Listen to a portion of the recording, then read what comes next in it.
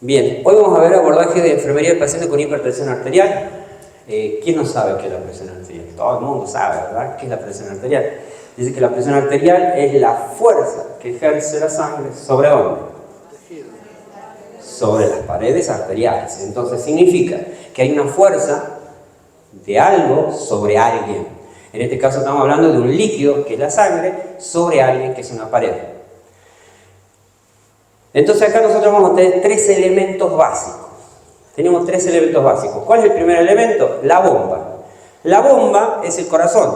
A ver, como cualquier bomba que va a generar una energía para que pueda manejar en este caso un líquido, una bomba. Esta bomba es la misma marca para todos, es una marca corazón. Pero viene de diferentes modelos, o sea, es decir, tengo bombas pequeñas, tengo bombas medianas, tengo bombas grandes y tengo bombas viejas. Entonces todo va a depender de la edad que yo tenga. Entonces, de acuerdo a eso va a trabajar esa bomba. En estas bombas medianas, que son las nuestras de los adultos, van a trabajar siempre, porque está programada esta bomba para trabajar con una determinada cantidad de líquido, generando una determinada presión, porque tengo una bomba que está manejando líquido, ¿verdad? Entonces, esta bomba va a andar bien, y va a andar bien tranquila. Esta bomba sí va a estar manejando siempre, constantemente, para lo que ha sido fabricada, es decir, en esos rangos para los que fue fabricada, para que pueda trabajar con eso. Es decir, en este caso vamos a ver que la cantidad para que trabaje cómodamente van a ser 5 litros. 5 litros de sangre, que es aproximadamente lo que nosotros tenemos, lo que nosotros manejamos. En una cañería, en una red de cañerías, que yo le voy a llamar mangueras, que son unas mangueras inteligentes. Así, son mangueras inteligentes. ¿Por qué? Porque estas mangueras, cuando ven que falta presión, estas mangueras se van a contraer para generar presión. Cuando ve que la bomba está generando más presión, como es una manguera inteligente, se acomoda de tal manera que se va a agrandar para reducir la presión. Esta presión está generada ¿por qué entonces? Fundamentalmente por la energía, por la velocidad que va a trabajar esa bomba. Entonces, fundamentalmente, la velocidad de la bomba va a determinar también la presión.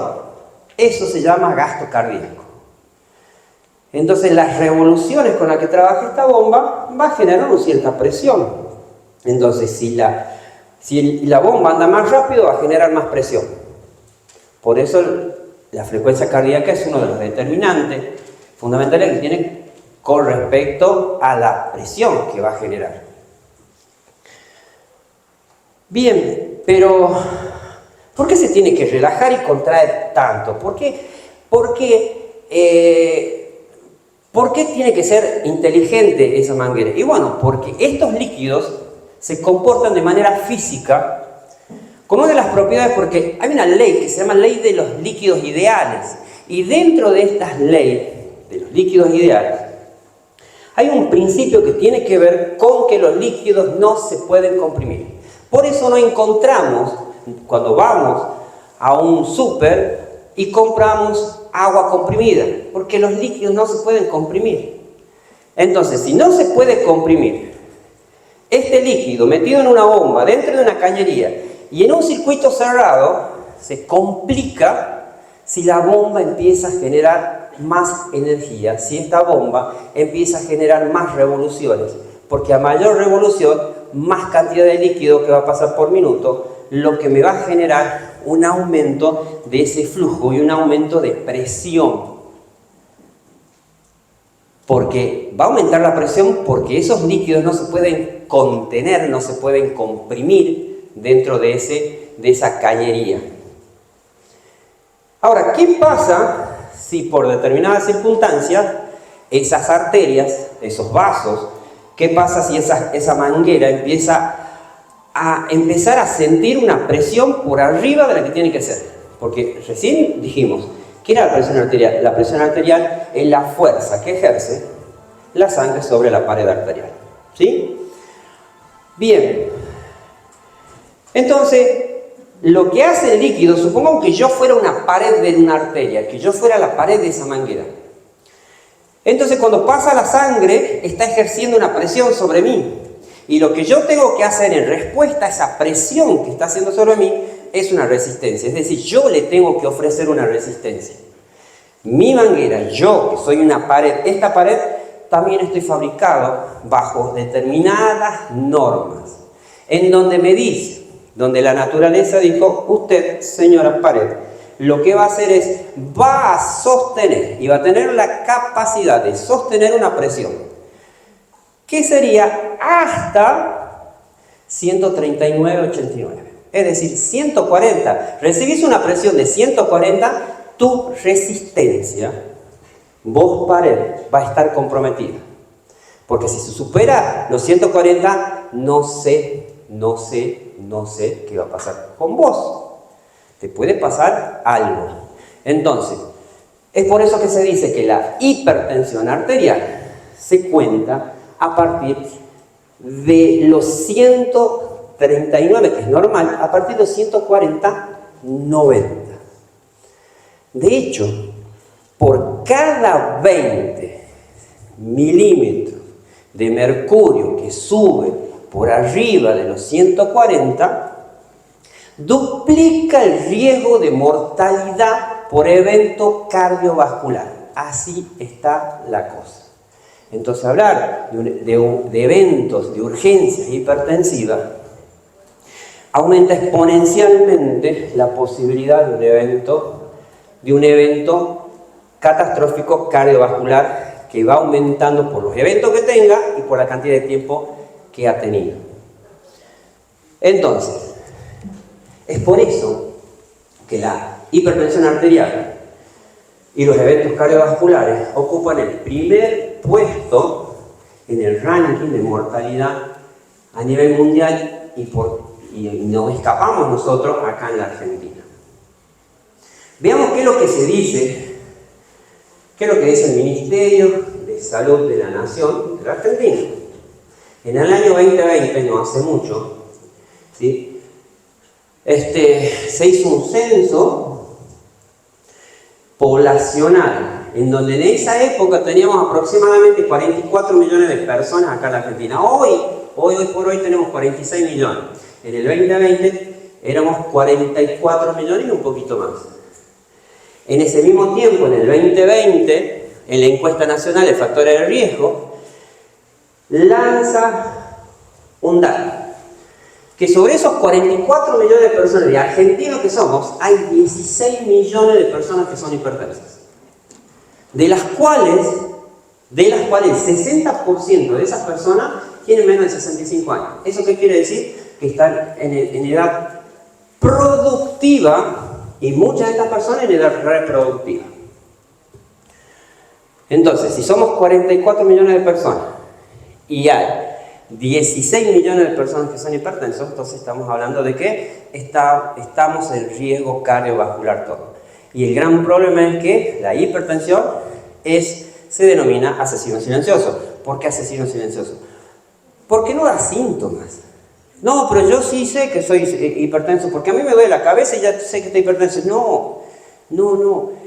Vas a tener una cefalea, vas a tener una visión borrosa, vas a tener algún síntoma cuando tu hipertensión se ha cronificado tanto que en el tiempo ha empezado a haber daños en tu cuerpo y tu cuerpo se ha tenido que romper todos los sistemas de compensación que ha tenido para empezar a sentir un síntoma.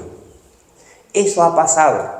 Entonces, si soy hipertenso, puedo ser hipertenso y en este momento no sentir absolutamente nada, porque no lo voy a sentir. Por eso se llama el asesino silencioso. Así que no hay que confundir síntomas de hipertensión.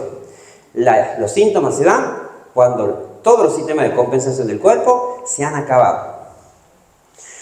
Acá me muestra que sobre el total de hipertensos, acá el 100% de los hipertensos, la mitad no está diagnosticado. Es por eso que nosotros cuando a veces hacemos campaña, tomamos la presión, ponemos un puestito para tomar la presión. Es una gran cantidad que salen hipertensos y no sabían que son hipertensos. Sobre La otra mitad, ¿qué pasa? ¿Está diagnosticada? Sí, sí está diagnosticada. Sí sabe que son hipertensos, pero no tienen tratamiento. Dice, yo soy hipertenso, pero mejor la homeopatía. ¿Qué es lo que voy a hacer? Me hago mi té de ruda, hago mi té de guayaba, hago té de, qué sé yo, de jengibre, hago mi juguito de pomelo y con eso ando. No está tratado. Entonces, ¿tiene un diagnóstico? Sí. Ah, bueno, pero el otro 25% entonces sí está diagnosticado y sí está tratado. Bueno, sí. De la otro 25%, el 12,5% tiene un tratamiento, pero no está controlado. Es decir, a esa persona en algún momento se ha diagnosticado, fue al médico, le han dado el tratamiento, pero continúa con ese tratamiento forever. Entonces está con su enalapril 10 miligramos en el día. Y así está hasta el último día de su vida, hasta que está con un ACV puesto. Y no, tiene que hacer sus controles. Y ese es otro error que también tienen los pacientes. Que los pacientes dicen, me vengo a hacer un chequeo. Y eso lo veo todos los días. Yo me vengo a hacer un chequeo. ¿Por qué? Porque soy hipertenso. Ah, muy bien, me parece perfecto. Sí, ya tengo la orden de laboratorio, tengo una orden de ecografía. Me vengo a hacer el electrocardiograma para que vea el médico. Ah, bueno, ya tiene el turno. Sí, ya me voy a ver. Tengo todos los resultados acá. Ah, bien. ¿Tiene su mapeo de presión arterial domiciliario? ¿Mínimo presión arterial los últimos 5 días? No. ¿Y qué se viene a controlar usted cómo está la presión? Sí. ¿Y los controles de la presión? No, no los tengo. ¿Y cómo se va a controlar? El electrocardiograma no me dice si soy hipertenso. El laboratorio no me dice que soy hipertenso. La ecografía tampoco me dice que soy hipertenso. La única manera de saber cómo estoy de presión arterial es tomándome la presión arterial.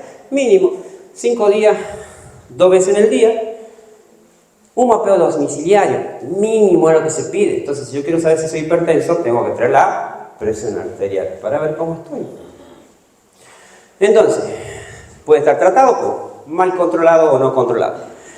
Y solamente el 12,5% de las personas hipertensas sí están controladas, están medicadas, y por eso el alto índice, y por eso todas las personas tienen un altísimo riesgo de eventos de órganos blancos y su potencial daño fatal. Ahora, entonces, digo yo, ¿es peligroso ser hipertenso? ¿Qué dicen ustedes? Sí, sin duda es peligrosísimo. Esto es lo que yo les decía. Después de los 140, ¿sí? Yo voy a ver que por cada 20 mililitros de mercurio de sistólico, por cada 10 mililitros de mercurio, por arriba de los 140, voy a duplicar el riesgo de mortalidad cardiovascular. Bien, después, bueno, estos son clasificación de la Sociedad Argentina de Hipertensión, y acá donde me dice de que ¿cuándo voy a ser hipertenso? Y bueno, soy hipertenso cuando ya supero los límites de los valores normales, en esas tomas de presión que habíamos mencionado, o puede ser en la consulta cuando el paciente tiene mayores 180, 110, porque ese valor sí me lo voy a tener que acordar. Porque generalmente yo ya estoy hablando de una urgencia hipertensiva con 180. O sea, dijimos que 140 es una hipertensión, pero ya en 180 ya estamos hablando de una urgencia. En este caso, cuando está consultando, tiene 180, lo hago esperar a este paciente 30 minutos, le hago una segunda toma y estamos igual. Entonces ya no hace falta que se tome los 5 días de la presión arterial, ya estamos. Eso sí, siempre y cuando vea que ese paciente no está con dolor, ese paciente no está renegando, ese paciente no está con la vejiga llena, etcétera, etcétera. Es decir, tengo que darle todas las condiciones necesarias para descartar, eliminar todo lo que yo crea que puede ser que le esté haciendo subir la presión y que no esté determinando una suba de la presión. Bien, a ver, esta es como una redundancia, a ver, yo sé que para muchos dicen, de nuevo, ver cómo tomamos la presión. Para diagnosticar las hipertensiones, como tenemos que tomar la presión bien, como tiene que ser. Entonces, como diría Yoda, primero la presión bien, tomar debes. ¿Qué es lo que voy a ver acá? El equipo, el ambiente, cómo tiene que ser, y la posición correcta del paciente. Entonces vamos con el equipo. Dentro del equipo, yo tengo que tener en cuenta varias cosas. Este tensiómetro que tenemos acá lo teníamos antes en la coronaria, espectacular, nunca nos falló, estuvo más de 15 años en servicio, hasta que, por recomendaciones a nivel de lo que es la Organización Mundial de la Salud, y además de eso, se implementó un programa, que es el programa Hospitales Libres de Mercurio, donde se tuvo que sacar a este tensiómetro, que es un tensiómetro de mercurio. Por eso en los hospitales no hay tensiómetro de mercurio y no hay termómetro de mercurio, porque son potencialmente tóxicos. Ellos no es que potencialmente son tóxicos. Entonces ya no se los va a ver, no porque no sean efectivos, no sean buenos. Después tenemos esto, lo que vemos muchas veces en la guardia, más que en la guardia ahora cada vez están tratando de comprar los tensiómetros digitales, que son los validados, y esto lo vamos a ver por ahí generalmente en los CAPS, lugares así, que son los famosos aneroides, que es con el que estudiamos, generalmente todos estudiamos y los conocemos, ¿verdad? Y después tenemos el tensiómetro, el digital, que muchas veces no lo quieren, ¿no? No lo quieren, cada vez hay más aceptación porque dicen, no, lo que pasa es que se descalibra, que a veces cuando la batería está baja, toma mal. Bien, veamos. Y después tenemos lo que son los manguitos. Entonces, el manómetro, el tensiómetro de mercurio, es algo que ya está en desuso, que no se lo recomienda. Tenemos el anaroide, tenemos el automático validado y tenemos los manguitos. ¿Por qué el manguito es fundamental? Y bueno, porque los manguitos tienen que ser de acuerdo al paciente. Pequeños para pediátricos, los medianos para adultos, eutróficos, para obesos tienen que ser muchísimo más grandes para que puedan ser utilizados. Y que el manguito me permita colocarse 2/3 partes del perímetro braquial. El que no se utiliza entonces de todo esto es este, el de mercurio. Ahora digo yo, pregunta, ¿el tamaño importa? Sí, acá, sin dudarlo, así, de uno. Bien, sí importa para tomar la presión arterial, porque el manguito pequeño, si es un manguito pequeño, va a sobreestimar, es decir, va a elevar la presión arterial. Entonces, si viene una persona que es una persona obesa o es una persona que bien corpulenta, y si tomo con manguito estándar, a comparación de lo que es el músculo braquial de esa persona, es pequeño. Entonces eso lo va a comprimir demasiado y donde le va a generar mayor dolor y mayor presión dentro de la cámara neumática. Entonces me va a sobreestimar. Ahora, diferente es que tenga así un manguito y el bracito bien pequeño. Entonces eso no me va a sobreestimar, sino que me va a subestimar, me va a dar presiones un poco más bajas. Entonces tengo que tener cuidado. Condiciones del paciente. A ver, me llega el paciente, tengo que tomarle la presión arterial. Paciente lo veo que estaba fumando y al toque se quiere tomar. De hecho a veces, no, ya vengo. Yo he trabajado 9 años en un CAPS y el CAPS tenía la ventana y estaba la vereda ahí. Y los pacientes a veces los veíamos que venía en la bicicleta, ¿sí? Ponía ahí el pedalcito y se iba a tomar presión. No, tiene que descansar 5 minutos. No, estoy apurado, tómeme ya. No me sirve. Venían fumando. Veía que lo apagaba el pucho y entraba a tomarse la presión. No le puedo tomar la presión así. No, ¿cómo que no? Lo voy a denunciar porque no me queda. Así no te puedo tomar la presión arterial. Entonces tengo que ver que este pacientito no esté ansioso, que este paciente no esté fumando, que no haya tomado café, que no tenga dolor de cabeza, que no esté irritable, que no tenga esos dolores de cintura, que cefalea, que no haya venido corriendo, que no esté apurado, que no esté con alguna alteración del estado emocional, que no esté estresado. Fundamental, que el paciente haya vaciado su vejiga, que eso es algo que siempre nos olvidamos. De hecho, ni siquiera lo preguntamos cuando le vamos a tomar ¿está con ganas de hacer la pis? Mínimo, es lo que deberíamos hacerlo de manera tradicional. Esto me modifica muchísimo. ¿Qué creen ustedes? Si tengo muchas ganas de hacer la pis, ¿me sube o me baja el valor de la presión arterial? Perfecto, me va a subir. Entonces, ahora sí lo voy a instruir al paciente. ¿Cuál es la posición correcta que va a tener el paciente? Que ya lo vamos a ver, que es una posición de sentado, espalda recta, no conversar ni interrogar durante la toma. A veces se está tomando la presión arterial y le van llenando las planillas para ganar tiempo. Y el paciente está conversando y toda la cosa.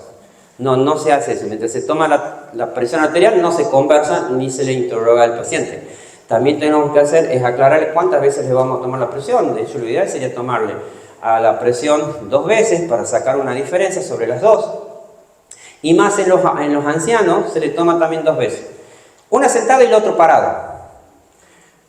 Es decir, y sobre el mismo brazo, porque a veces también está eso de que no le puedo tomar 2 veces la presión arterial del mismo brazo. No, se toma del mismo brazo. Del mismo brazo, no hay que cambiarlo, es del mismo brazo. Se toma la presión arterial sentado y ese anciano, ¿sí?, se le dice que se pare. Inmediatamente se toma la presión arterial. Si ha bajado 20 milímetros de mercurio, hipotensión ortostática. Es decir, el paciente se le baja la presión arterial en el momento que se levanta. Riesgo de fractura de ese paciente en algún momento, que se cae en el baño, a veces a cualquier hora de la madrugada, cuando tiene ganas de hacer la pis, se levanta, se va hasta el baño, ¡pum!, se marea porque hizo una hipotensión ortostática. Generalmente ya están desnutridos, están deshidratados, están descalcificados, se cae mal, fractura de cadera en estos pacientes. Entonces hay que informarlos sobre eso. Explicar la información que se le da al terminar todas las tomas. O sea, todo lo que se va viendo se le va a informar al final. Entonces, ya lo vemos. La pacientita, ¿cómo está?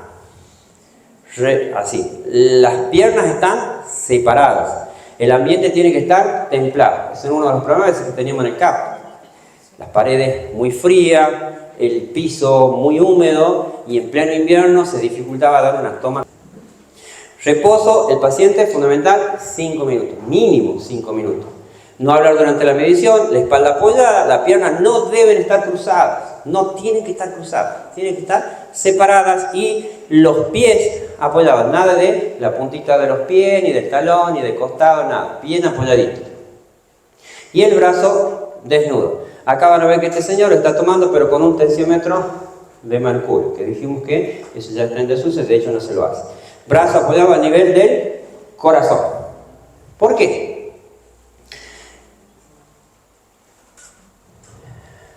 Este señor que está acá, ¿sí?, esa es la referencia.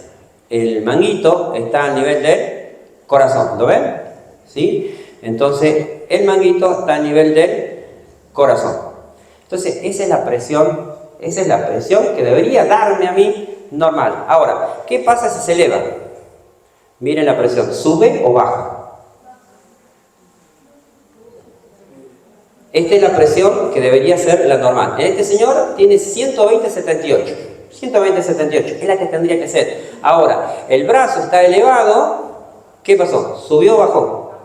Bajó. Y entonces, ¿y si el manguito está por abajo del nivel del corazón? Sube. ¿Lo ven? Suben por cada centímetro de diferencia con el corazón. Va a subir o va a disminuir 1.36 milímetros de mercurio. Entonces tiene que ser a nivel del corazón. La selección del manguito, que se debe ser adecuado, no demasiado grande. Tengo que ver el brazo del paciente. Y esto, ¿ven este puntito? Eso lo van a ver en todos los tensiómetros, en todos los manguitos. Tienen un punto, ya sea por dentro o por fuera. Ese puntito marca dónde tienen que colocar el tensiómetro, es decir, no el tensiómetro sino el mango, porque ese puntito, ustedes cuando toman palpan la arteria braquial, entonces ese puntito lo ponen sobre la arteria braquial. Para eso sirve ese punto, no es que está dibujadito ahí de onda, de fachero, no, nada que ver. Bien, entonces ya saben, tengan en cuenta ese puntito para ponerlo sobre la arteria. ¿Cómo lo vamos a colocar? Ese es fácil. A ver, ¿a cuántos traveses de dedos por arriba del pliegue del codo? A 2 traveses por arriba del pliegue del codo. Bien.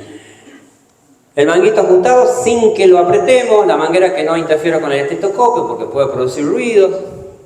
A 2 traveses por encima del pliegue del codo. Bien. Acá, ¿cómo hago yo? ¿Qué pasa si yo no tengo tensiómetro? O sea, ¿qué pasa si yo no tengo estetoscopio? ¿Puedo tomar la presión arterial? Sí, solamente la sistólica valorarla a través de la palpación. La técnica es la misma. Lo que voy a hacer, voy a insuflar rápidamente por arriba de 100, después lo voy subiendo lentamente hasta que desaparezca el pulso, porque mientras yo estoy insuflándolo, voy tomándole el pulso radial. Entonces lo insuflo rápidamente hasta 100 y después lo voy elevando lentamente hasta que desaparezca el pulso, porque yo ya le estoy tomando el pulso radial. En el momento que desaparezca el pulso, lo aumento un poquito más y después la deflación es lenta hasta que aparezca el pulso radial. Cuando aparece el pulso radial, tengo la presión arterial sistólica. Bien, esa es la técnica de la toma de presión palpatoria. Y esta es la ocultatoria, que es la que nos enseñan en todos lados, ¿sí? En este caso voy a colocar el estetoscopio sobre la arteria braquial.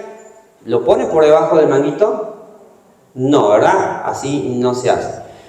Vamos a aplicar el estetoscopio con una presión suave, asegurando que contacte con la piel en todo momento, pero la presión excesiva puede distorsionar los sonidos. Entonces, el inflado es rápido, según lo que es el protocolo, así, tal cual. ¿Se acuerdan que en la insuflación en algún momento también decía, sí, tiene que insuflar 200 y después lo va bajando despacito?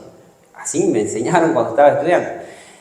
No, en realidad lo que se hace es que en el momento que es cuando es auscultatorio, tiene que ser auscultatorio y palpatorio. Es decir, va a ser la técnica auscultatoria, pero yo voy controlando con el pulso radial. En el momento que desaparezca, después insuflo 20 más, para no estar llevándolo a 200. Capaz que el paciente tiene 110. ¿Para qué lo voy a llevar a 200? Le va a producir más dolor. Después voy a sobreestimar ese valor por el dolor que sufre el paciente. Entonces, en el momento que yo estoy insuflando a 100, después lo voy insuflando lentamente hasta que desaparezca el pulso. Insuflo 20, 30 milímetros más y de ahí voy y coloco el estetoscopio sobre la membrana, el estetoscopio sobre la arteria braquial y voy haciendo la deflación lentamente. Entonces, la técnica auscultatoria es mixta en realidad, es palpatoria y auscultatoria. Hasta que se escuche el primer ruido corotop, ya saben, esa es la máxima, y luego el último ruido de pulso audible. ¿Cómo se llama ese? ¿Qué presión está detectando ahí? La diastólica. Muy bien, excelente. Hasta ahí está todo bien, digamos. Está bárbaro. Ahora, ¿hay errores? Sí, a ver, ¿cuál es el error que encuentran ahí?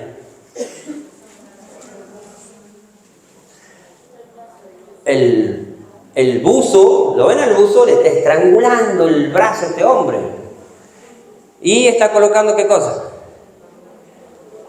La membrana, la campana por debajo de ¿cómo se llama esto? El brazalete, perfecto. Acá, ¿cuál es el error acá? Exactamente, ve que le está apretando, a veces pasa el manguito, ¿vieron el velcro? Está vencido, ¿y qué hacen para compensar eso? Ponen la mano ahí. Bueno, ese es un error, hay que darle baja a eso. ¿Cuál es el error acá? Está sosteniendo, mire, porque ahí le está ofreciendo tensión, a veces se va a bajar, se va a subir. Y esto, ¿el error cuál es? Ahí está, tiene un montón de errores ahí. ¿Sí? Está hablando, le pone el estetoscopio por debajo de la membrana, está por abajo, todos los errores habidos por haber. A ver, con los instrumentos calibrados, es decir, los instrumentos calibrados. ¿Vieron el tensiómetro eso con el que estudiamos nosotros, los aneroides, que encontramos en muchos servicios hospitalarios? Bien, que es ese que está ahí abajo. Se recomienda que cada 6 meses de uso domiciliario debería calibrarse. ¿Cuántas veces voy a usarlo domiciliariamente al tensiómetro? Cuando mucho, una vez al día, cuando mucho, ¿o no? Y aún así se recomienda cada 6 meses. Ahora digo yo, en un centro hospitalario o en un servicio hospitalario, ¿cuántas veces se usan? Varias, muchas. Entonces, todos estos deberían calibrarse por lo menos una vez a la semana. ¿Se los calibra? Entonces están descalibrados, no me sirven para tomar la presión. Entonces esto hay que calibrarlo mínimamente una vez a la semana. Falla de rotura del estetoscopio, a veces pasa.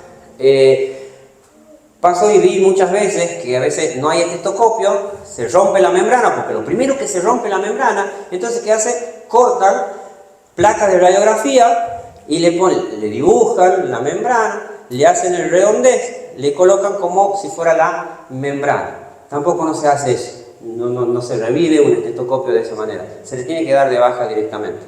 O a veces las mismas mangueras tienen roturas, ya sea del estetoscopio o de las cuerdas de los mangos del manguito. A veces está el reseco y empiezan a perder por ahí. Ahora, errores que yo voy a tener en el observador. ¿Cuándo sé yo que han tomado mal la presión arterial? De entrada, apenas, cuando me dan el valor. Cuando me dicen, tiene 120-70, tiene 140-90, tiene 150, no sé, 60. Cuando me redondean. Y las presiones arteriales no es que sea imposible, pero es muy difícil que me dé un redondeo. Es difícil. Entonces, ahí yo ya sé que me han tomado mal la presión arterial, el redondeo. Porque o yo no sé si lo están redondeando para abajo o lo están redondeando para arriba. Las presiones arteriales se dan como se lanzan en el aparato. En este caso, por ejemplo, 127/84, ¿qué dice la persona? 130/80, está redondeando, no me sirve. La mala posición del enfermero, es decir, a veces está demasiado arriba, a veces está de costado, está de abajo. ¿Y qué estoy haciendo yo? Estoy midiendo imprecisamente, de acuerdo a la posición del observador, ganando o perdiendo milímetros de mercurio. Entonces se debe colocar al frente del manómetro el paciente, el enfermero. Y después tengo sesgo por valor límite, sistemático, sesgo intencional e inconsciente. ¿Qué significa esto? El sesgo básicamente es algo que yo ya estoy presuponiendo con el dato real. Eso significa que algo así es como mentir, aún así viendo lo que es la realidad. Es decir, por ejemplo, yo estoy tomando la presión, viene el paciente y lo veo que el paciente está renegando, que el paciente no sé, está nervioso, ha venido corriendo y me da un 180. Y yo asumo que por eso, y le estoy tomando 180-90 de presión. Y digo, nada, ¿qué te voy a hacer? Un sesgo, voy a sesgar. Voy a decir, pero si este está renegando, este paciente ha venido con ejercicio físico y un montón de cosas, saco así, ¿cuánto tengo? 160/80. Pero ya estoy sesgando, ¿se entiende? Entonces, voy a hacer esa diferencia, es como una mentira sistemática, que puede ser por valores límite, sistemático, intencional, en este caso, o inconsciente. O personas que tienen hipoacusia, que no escuchan correctamente los pulsos.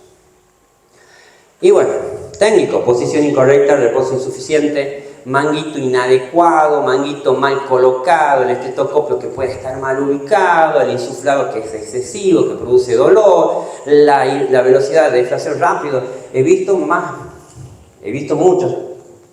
muchas veces, en donde se insufla rápido y además, ¿qué hacen?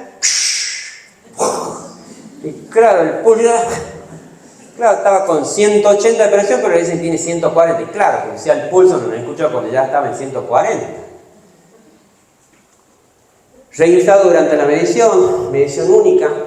¿Se acuerdan en ese momento que yo le decía, no hay nada que me diga que no pueda tomar 2 veces el mismo brazo? ¿Sí? Lo que no se puede hacer es, sobre la marcha que yo estoy tomando la presión arterial, sobre la misma marcha, volver a inflar. Lo que tengo que hacer en ese caso, si tengo una duda, ¿qué sería? Desinflar, exactamente. Lo desinflamos y volvemos a tomar. Ahora sí, vamos a lo que hemos venido, las urgencias. Nosotros vamos a hablar de urgencia hipertensiva, emergencia hipertensiva. Y tengo que hacer una diferencia entre urgencia y emergencia. ¿Cuál es la más grave, urgencia o emergencia? La más grave es la emergencia. Lo primero entonces, ¿a quién voy a atender primero? ¿A la urgencia o a la emergencia? A la emergencia voy a atender primero. Entonces voy a decir que este pacientito, ¿sí? Voy a tener una referencia que la hipertensión severa, que puede clasificarse como urgencia o emergencia, me está manejando 180-110 de presión. 180-110 de presión. Que tampoco es así, tan así. Porque posiblemente venga una mamá embarazada que tenga 160 de presión, eso ya no es una urgencia, eso es una emergencia hipertensiva. ¿Por qué? Porque me va a hacer una preeclampsia o una eclampsia con ese mismo valor de presión arterial. O un niño, un adolescente con esa presión de 150, 160 y signos clínicos de urgencia, de emergencia, perdón. Entonces, en ocasiones el valor puede ser menor, por ejemplo en pacientes jóvenes, pacientes, por ejemplo, que tengan una intoxicación con cocaína, una insuficiencia cardíaca aguda, una eclampsia. Es decir, tengo un paciente con insuficiencia cardíaca, me sube la presión arterial, un corazón es una bomba que no puede manejar, la bomba, ¿sí?, mecánica, que no puede manejar esa cantidad de presión, entonces puede llegar a colapsar. O hace un edema agudo de pulmón, o me hace un paro cardiorrespiratorio por colapso del mismo corazón. Entonces, la gravedad la marca el cuadro clínico y no el valor absoluto de la presión arterial. Pero como referencia voy a decir, 180, 110 es una urgencia. Siempre teniendo en cuenta que el cuadro clínico va a marcar la gravedad y no el valor total de la presión arterial. La crisis hipertensiva indica la presencia de una hipertensión potencialmente severa, nada más. Es aquella persona que no tenía factor de riesgo, que nunca ha sido hipertenso, ha venido a la guardia, ¡pum!, presión elevada. Ese es un evento, nada más un evento aislado. Eso sería una crisis hipertensiva que sí, la puede resolver, que hay que resolverlo. La necesidad más o menos inmediata de reducir la presión arterial, dividir la crisis hipertensiva en emergencia y urgencia, que es lo que estamos hablando. Entonces nosotros acá repasando vamos a decir que esta elevación de la presión arterial no se va a considerar el valor absoluto, ¿sí?, la parte clínica. Ahora, ¿qué hago yo? ¿Qué hacemos con la urgencia y qué hacemos con la emergencia? Tenemos muchos casos que llegan preocupadísimos porque se les subió la presión arterial a la persona. Ay, sí, ya quiero que ya le baje, ¡pum! Bueno, hay un criterio en donde la urgencia no se trata de que lo bajemos ya nomás la presión arterial. No. De hecho, la urgencia, que es la menos grave, la urgencia, se le baja y se le reduce la presión el 20% en la primera hora y el 20% dentro de las 23 horas restantes. Otro 20%. Es decir, tranquilo, tranquilidad. Entonces, en la urgencia, si está elevada la presión arterial y no tiene, porque, a ver, la urgencia se diferencia de la emergencia, que la emergencia tiene signos clínicos o cardiovasculares, donde en la urgencia tiene un daño agudo evolutivo de órgano blanco. Infarto agudo de miocardio, un edema agudo de pulmón, disección aórtica. Entonces el paciente en ese momento me está presentando, imagínense, un edema agudo de pulmón, un infarto, un accidente cerebrovascular, un derrame cerebral que conocemos nosotros. Y eso es un daño agudo porque se lo está dando ahora, por eso se llama agudo. Y es evolutivo porque está evolucionando y está dañando ese órgano blanco. Entonces, la emergencia, a diferencia de la urgencia, independientemente de la presión arterial, entonces la vamos a clasificar en que uno tiene daño agudo y el otro no tiene daño agudo. Esa es la diferencia entre urgencia y emergencia. Tengo dos pacientes, la misma presión arterial, pero uno está haciendo un edema agudo de pulmón y el otro asintomático. Pero manejan la misma presión. ¿Lo voy a manejar igual? No se lo maneja igual. En la urgencia, le bajo la presión 20%, vaya a la casa con tranquilidad. Y se le da un tratamiento de sostén. En la emergencia, también se le baja la presión, sí, se le baja la presión. Hay casos que se tiene que bajar despacito la presión arterial. En la primera hora, un 20% también.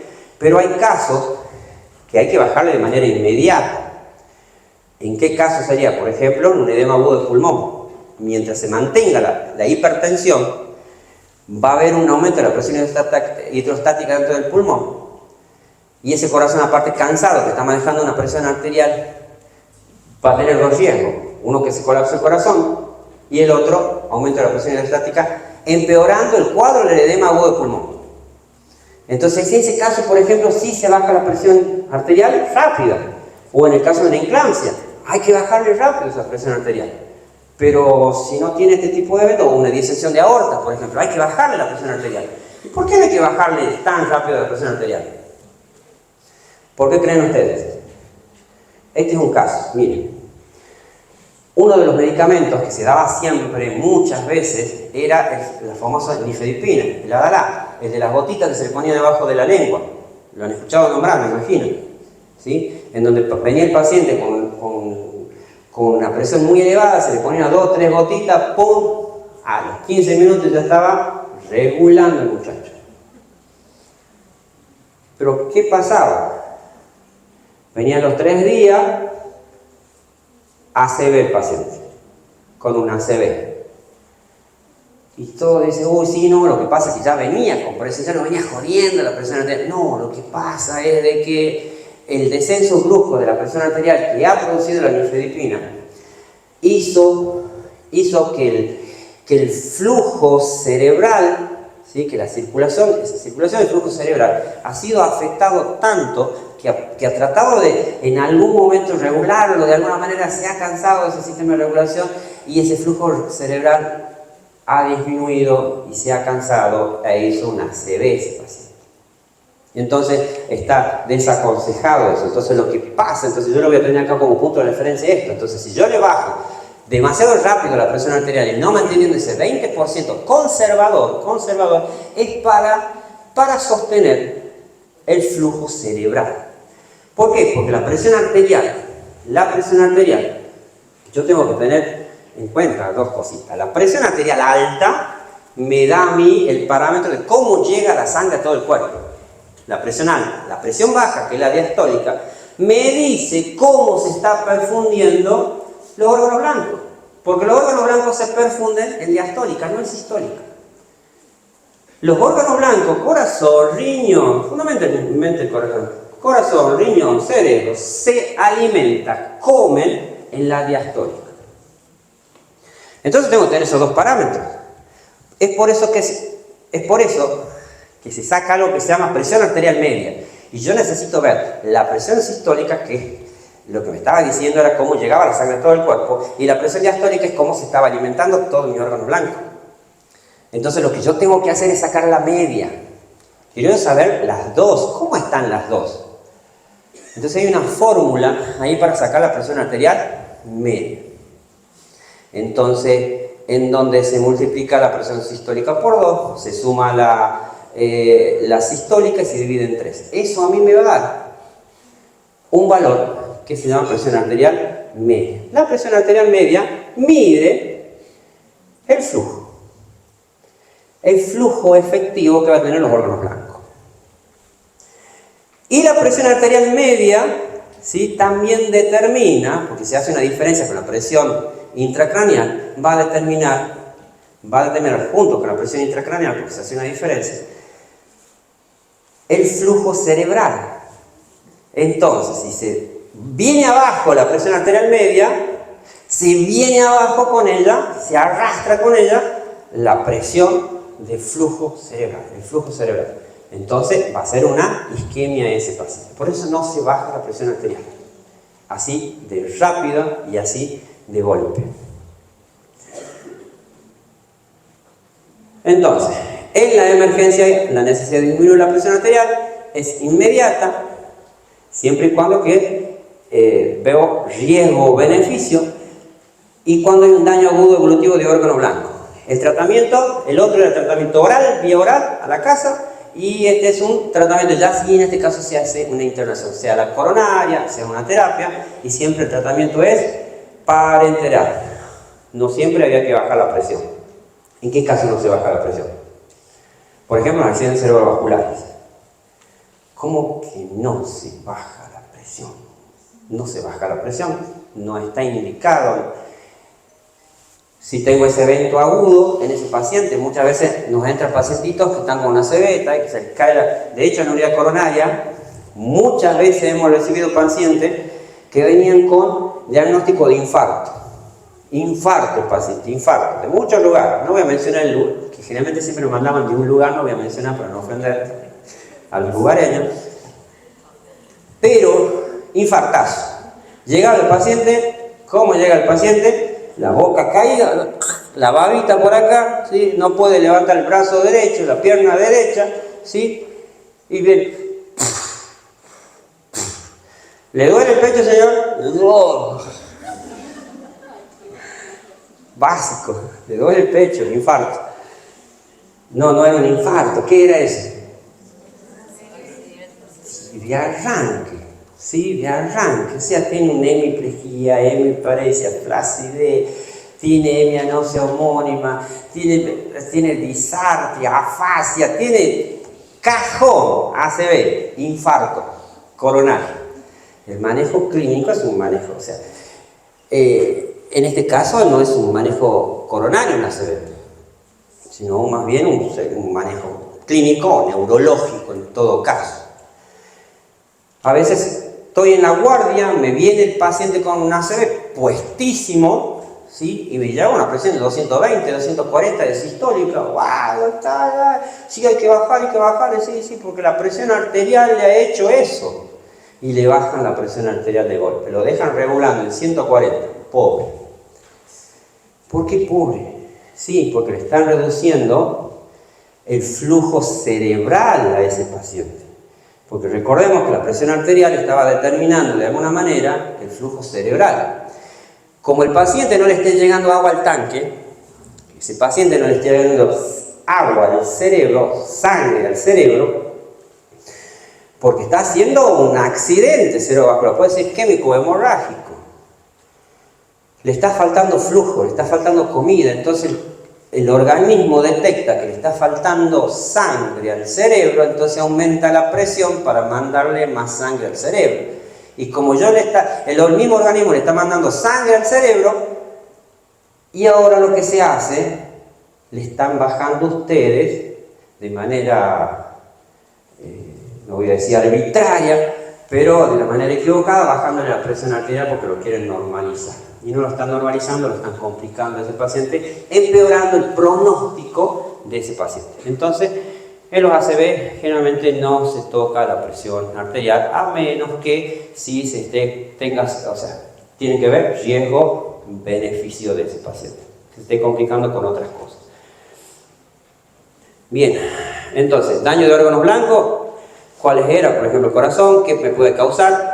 Un síndrome coronario agudo, falla de bombas, disección de aorta, insuficiencia renal aguda, encefalopatía hipertensiva, accidente cerebrovascular. Esas son las complicaciones que yo voy a considerar dentro de ¿esto es urgencia o emergencia?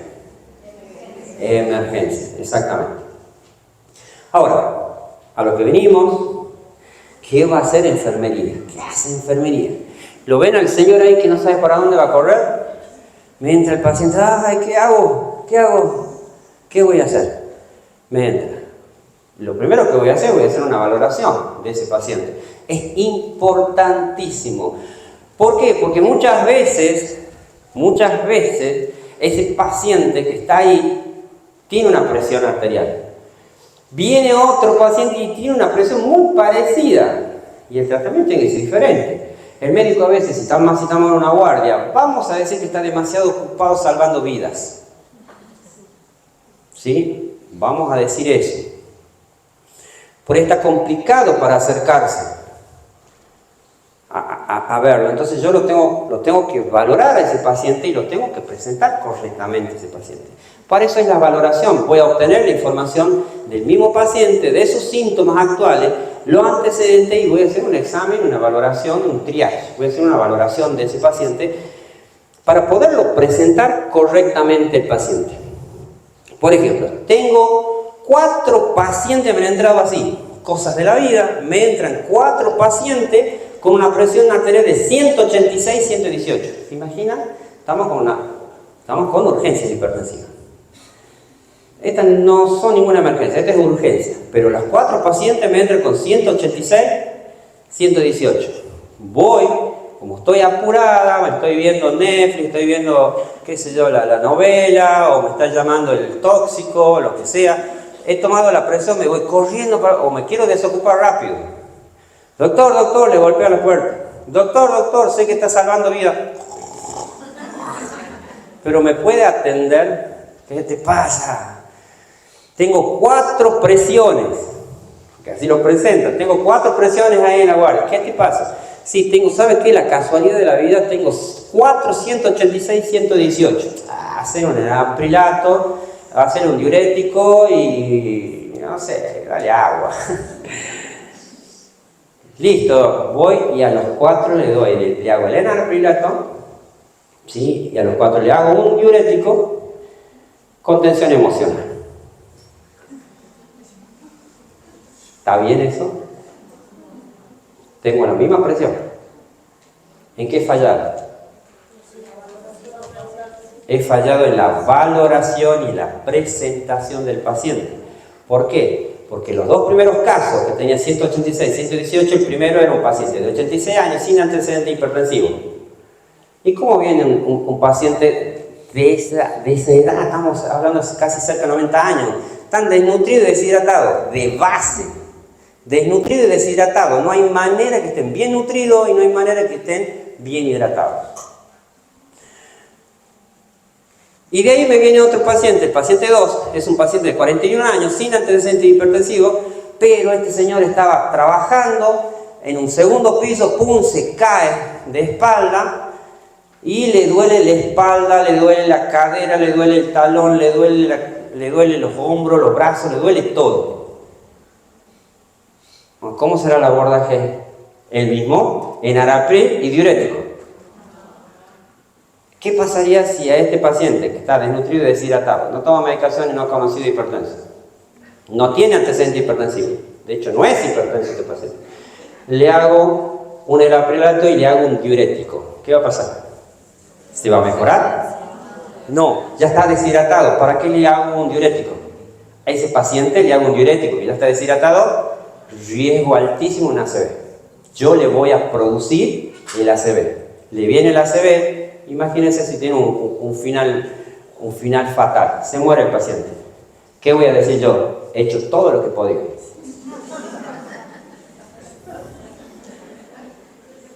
Pero Dios se lo ha querido llevar. Bien, no lo he presentado a ese paciente. Después que tengo el segundo paciente. Entonces este paciente, ¿cómo sería que podríamos tratar a ese paciente? Hidratándolo. Vamos, o sea, la idea acá es arrancar por el agente causal. Si ese paciente venía desnutrido, venía deshidratado, puedo decir, porque la deshidratación puede una hipertensión. Entonces lo primero que tengo que hacer es hidratarlo a ese paciente, lo voy a normalizar y de acuerdo a la presión que tenga, recién lo voy a abordar farmacológicamente. Este paciente, entonces, ya le he hecho el enalapril y le he hecho el diurético. Imagínense, está dolorido entero, ay, me duele, le estoy el enalapril y un diurético. Ahora no se puede ni mover para ir a hacer la pi. Se le sube más la presión arterial. ¿Qué teníamos que hacer con este paciente? Exactamente, analgésico. Este paciente lo vamos a analgesiar primero y principal, ¿sí? Y después, de acuerdo a eso, vamos a ver cómo sigue la presión arterial. Tiene otro manejo, porque es un origen traumatológico. Tengo el tercer caso, misma presión arterial. Cuarto caso, misma presión arterial. En este caso es un paciente de 57 años, sin antecedente hipertensivo, pero este pacientito, varón, ¿sí?, ha llegado a su casa después de un arduo día de trabajo, después de haber pagado la última cuota de su casa y de su auto para la familia. Llega a su casa, ¡pum!, la encuentra a su mujer. ¿Con quién? Con el carnicero.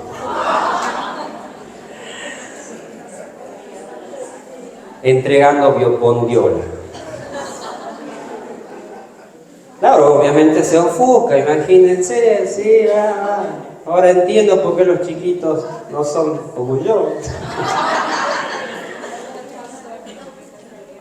Entonces entra con una excitación psicomotriz este paciente, una excitación muy nerviosa, una excitación psicomotriz, viene con enojo, con rabia, con frustración, ¿sí? Y a este paciente le han puesto un diurético y un enalaprilato. ¿Se le va a mejorar la presión así? Y no, y encima ahora anda meón. Hasta eso.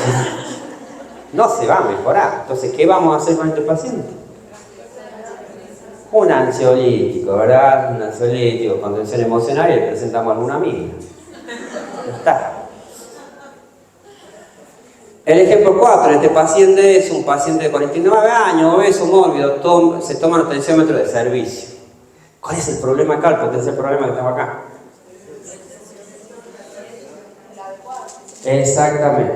Posiblemente el manguito ese le ha generado tanto dolor al paciente porque tenía un brazo cónico, el brazo cónico, un tensiómetro pequeño, un manguito pequeño, le produce un dolor y me va a dar esa presión. También le han dado, ¿qué le han dado? Enalaprilato, diurético. ¿Quién se ha curado? Ninguno. ¿Se entiende? Entonces, lo primero que tengo que hacer es valoración de enfermería y presentar correctamente al paciente. Entonces, después de presentarlo al paciente, mis incumbencias. Y cualquier cosa que yo vea que en la valoración está tomando una mala actitud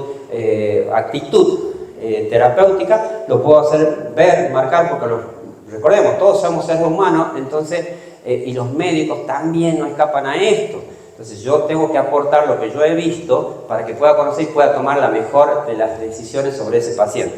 Entonces voy a ver, ahora sí voy a administrar el medicamento correcto. El medicamento correcto, el paciente correcto, la dosis correcta, la vía correcta y la hora correcta. Entonces no hacíamos eso de venir y darle el medicamento porque me dijo nada más. No, lo valoraba el paciente, lo presentaba correctamente y ahí sí hacíamos lo que era la administración del medicamento. Entonces, vuelvo a repetir, chicos, acá, vuelvo a repetir. El criterio es presentar correctamente al paciente al médico mediante una buena valoración. ¿Qué más voy a hacer? Y bueno, después de eso voy a ir vigilando la presión cada 15 minutos de acuerdo a su evolución clínica. Recordemos que la presión arterial tenía que bajarse un 20%, ¿en qué tiempo? En una hora, exactamente. No debe haber un descenso al 25% o menor a la presión arterial media, que es lo que les explicaba hace un momento, al momento del cuadro agudo. Bien. Bueno, acá. ¿Qué me voy a hacer? Y, a ver, estoy en una guardia. Y yo vengo a tomarme la presión. Venga, siéntese acá. No tenemos mucho lugar, pero vamos a hacer un lugarcito acá a la par de este señor que acaba de perder medio cerebro y le acaban de suturar acá, está esperando el traslado. ¿Sí? Y bueno, y acá, mira, acá a la par porque le están por hacer ahí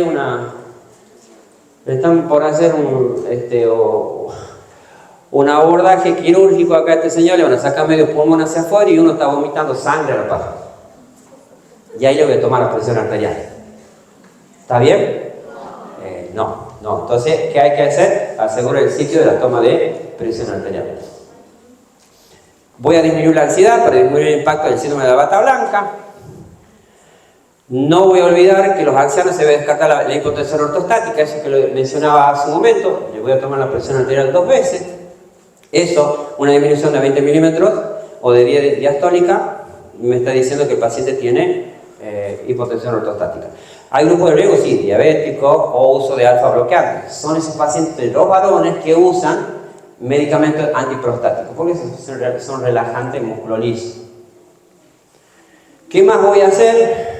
No confundo pseudoperdición en el anciano, es decir, la maniobra de Osler positivo. ¿Qué es la maniobra de Osler positivo? Estamos hablando del pacientito yañoso que tiene la arteria dura, en donde yo le voy a tomar la presión normalmente, ¿verdad? Y se acuerdan que yo les decía que lo tenía que ir palpando también. Bien.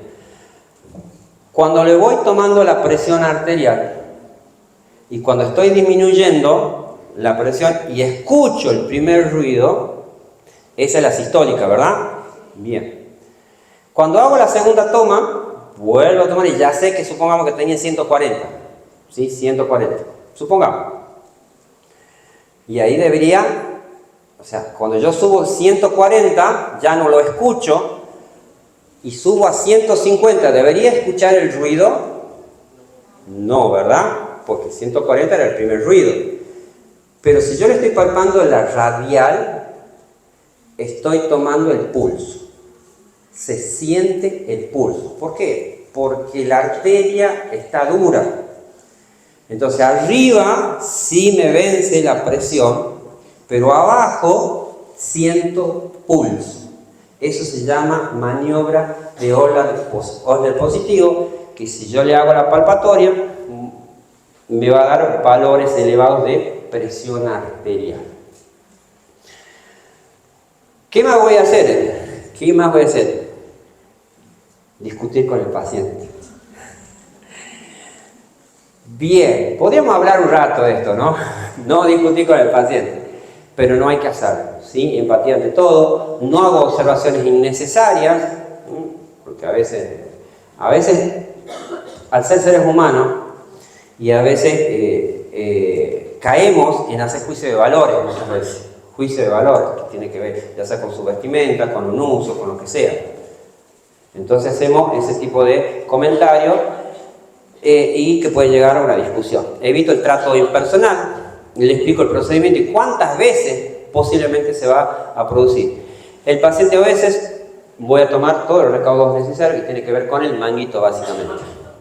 Ahora, esta es una posibilidad, tengo un paciente obeso, tengo varios pacientes obesos. Y no tengo el manguito, porque no me lo han dado el manguito. Entonces, ¿cómo hago? Y bueno, le voy a tomar en el antebrazo. Ya sea auscultatoria o palpatoria. Da igual, es exactamente igual, la técnica es igual. Lo que voy a hacer es tomarle en el antebrazo. Ya saben, ¿verdad? Para la próxima, no digan que no se puede tomar un paciente obeso. ¿Ven el brazo cómo lo tiene? ¿Qué forma tiene? De un cono, un brazo cónico. Bueno chicos, ya estamos terminando. Yo creo que ya está el break. Sí, bien. Sí. Ahora, ¿qué voy a hacer? Ya el paciente lo tengo con 200 de presión, pero no tiene un daño agudo evolutivo de órgano blanco. Tiene 200 y claro, yo le estoy tomando y le subo, y le subo, y le subo. Y los ojos así se me inyectan y todo, y el paciente así como cada vez que me ven, ¿qué pasa? ¿Cuánto tengo? ¿Cuánto tengo? Y usted así cara de asustado, así como... ¿cuánto tengo de presión? ¿Le digo? No le digo. Si le digo está con 200 de presión, le va a subir más la presión arterial, ¿verdad? Entonces, ¿qué hago? A ver, ¿la presión arterial es mía?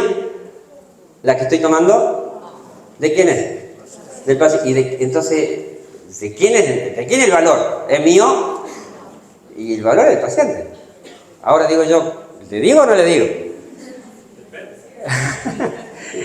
Y estamos ante un nivel, no se está con 200, 210, supongamos, 220 de presión. ¿Qué hago yo con ese paciente? Entonces, la ética dice esto.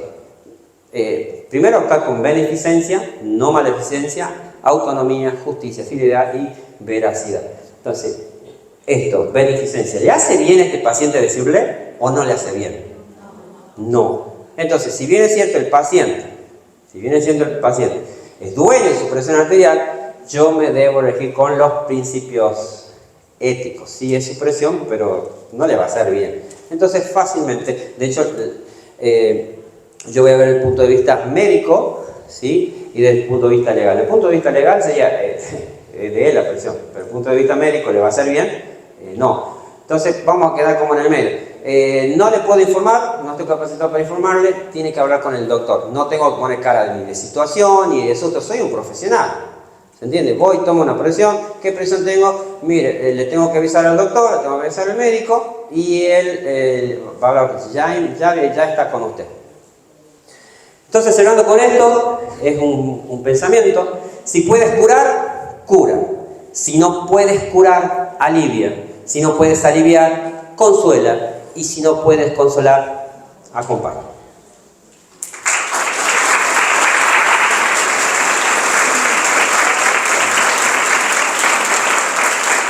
Bueno, muchas gracias.